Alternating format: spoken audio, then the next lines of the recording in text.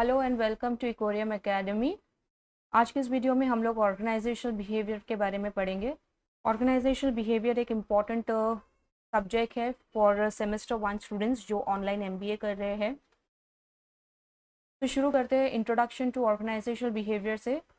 इस वीडियो में हम लोग तीन इम्पॉर्टेंट चीज़ को कवर करेंगे, that is meaning of organisational behaviour, उसके बाद उसका डेफिनेशन को समझ लेंगे, उसके बाद लेवल्स ऑफ ऑर्गेनाइजेशनल बिहेवियर के बारे में पढ़ेंगे हम लोग। So let's begin with the meaning of organizational behavior. देखो, ऑर्गेनाइजेशनल बिहेवियर जो है ये दो वर्ड को मिलाकर बना हुआ है, that is organisation and behaviour. So individually पहले ये दोनों वर्ड को समझ लेते हैं, फिर उसके बाद एक साथ समझेंगे कि ऑर्गेनाइजेशनल बिहेवियर का मतलब क्या होता है।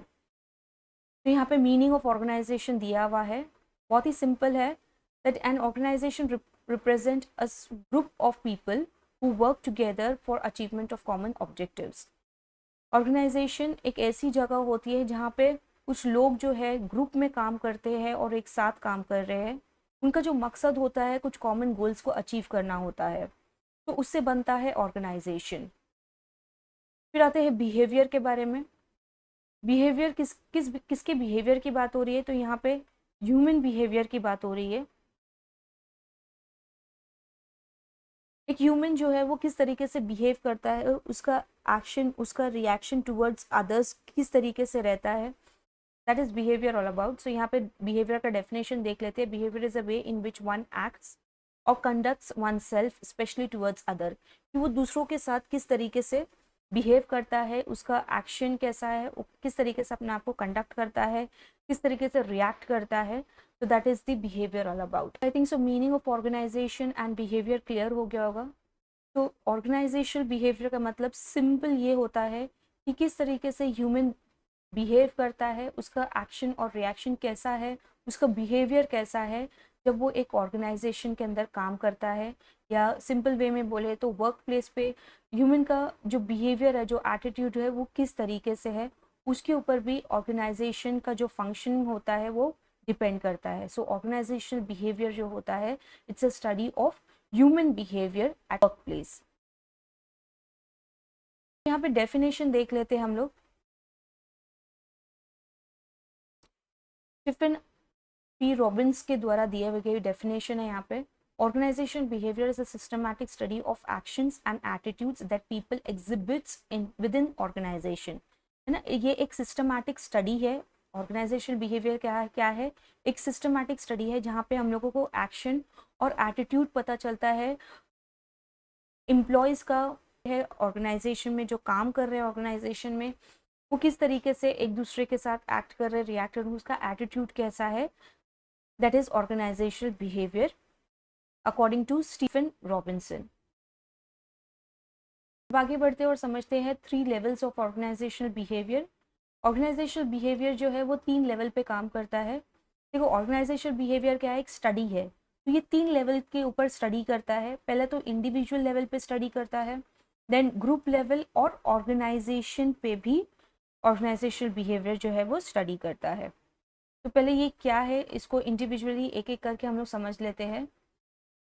देखो, इंडिविजुअल लेवल क्या होता है, जब आप कोई एक पर्टिकुलर इंडिविजुअल या एक पर्टिकुलर पर्सन जो आपकी कंपनी में काम कर रहा है, मान लेते कोई एम्प्लॉय है जिसको आपने काम पे अपॉइंट किया है, आप उसका बिहेवियर कैसा है, उसकी पर्सनालिटी कैसी है, वो किस तरीके से मोटिवेट होता है, ये सारी चीज़ों के बारे में स्टडी होती है इंडिविजुअल लेवल पे। तो यहाँ पे हम लोग देख लेते हैं, it includes the study of organisational behaviour at individual and deals with perception,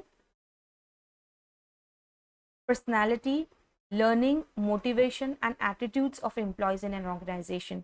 और जो भी बंदा एम्प्लॉय जो है आपकी ऑर्गेनाइजेशन में जो काम कर रहा है, उसकी पर्सनालिटी कैसी, उसका परसेप्शन कैसा है, उसका नज़रिया कैसा है, देन वो किस तरीके से लर्न करता है, देन वो किस तरीके से मोटिवेट होता है, उसकी सोच कैसी है, उसका एटीट्यूड कैसा है, ये हम लोग को इंडिविजुअल लेवल में स्टडी करने को मिलता है।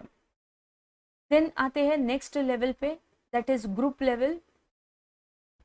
देखो, हर ऑर्गेनाइजेशन के अंदर ग्रुप फॉर्मेशन होता है, इनफॉर्मल ग्रुप भी होते हैं, फॉर्मल ग्रुप भी होते हैं, देन टीम होती है। सो टीम के अंदर कितने कॉन्फ्लिक्ट है, कितने झगड़े हो रहे हैं, या कितना टीम में यूनिटी है, वो हम लोगों को यहाँ पे स्टडी करने को मिलती है।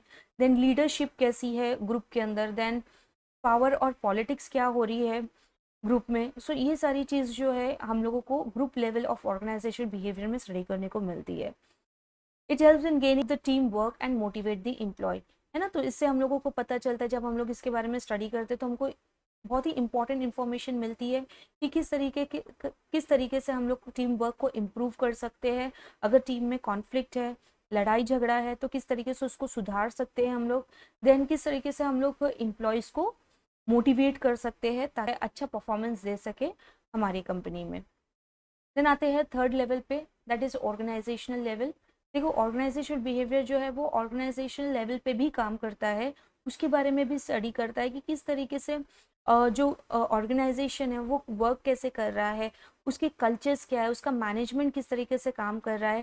क्योंकि कल्चर और मैनेजमेंट का बहुत ही गहरा इम्पैक्ट होता है ग्रुप और इंडिविजुअल पे जो लोग ऑर्गेनाइजेशन में काम कर रहे हैं। तो यहाँ पे ऑर्गेनाइजेशन किस तरीके से फंक्शन कर रहा है वो भी हम लोगों को समझना बहुत ज़रूरी होता है। तो यहाँ पे बहुत ही इंपॉर्टेंट स्टेटमेंट दिया हुआ है, that is working conditions and stress management techniques are also discussed at this level. जब ऑर्गेनाइजेशन लेवल पे हम स्टडी करते हैं तो यहाँ पे हम लोगों को पता चलता है कि वर्किंग कंडीशन क्या है लोगों की, कि कितना लोग यहाँ पे काम करने में खुश है या बहुत ज़्यादा टेंस्ड अप है, उनका स्ट्रेस जो है बहुत ज़्यादा हाई है या बहुत ज़्यादा लो है। स्ट्रेस मैनेजमेंट को किस तरीके से टेक्निक हम लोग हमारे ऑर्गेनाइजेशन में यूज़ कर सकते हैं, तो ये हम लोगों को स्टडी करने को मिलता है ऑर्गेनाइजेशनल लेवल पे। तो I think so 3 levels of organisational behaviour काफ़ी क्लियर हो गया होगा। तो इस लेक्चर के बेसिस पे हम लोग क्विकली यहाँ पे 3 MCQs दिया हुआ है जो कि ऑनलाइन MBA एग्जामिनेशन पैटर्न के हिसाब से है। तो पहला वाला यहाँ पे हम देख लेते हैं, it is concerned with individuals और group of individuals together working together in an organisation. तो जब भी आप इंडिविजुअल या ग्रुप ऑफ इंडिविजुअल्स की बात कर रहे हैं तो उसको हम कहते हैं ऑर्गेनाइजेशनल बिहेवियर। तो answer the first for the first one is C, that is organisational behaviour. अब आते हैं नेक्स्ट वन पे, second one, organisational behaviour is a systematic study of the actions and attitudes that people exhibits within the organization. These are the words of। तो हम लोग ने इसका definition देख लिए है। तो इसका जो डेफिनेशन है, ये वाला डेफिनेशन दिया गया है स्टीफन रॉबिन्स के द्वारा। तो सेकंड का आंसर होगा C, that is Stephen P Robbins. अब आते हैं थर्ड वाले पे, the working condition and stress management techniques are discuss at this level.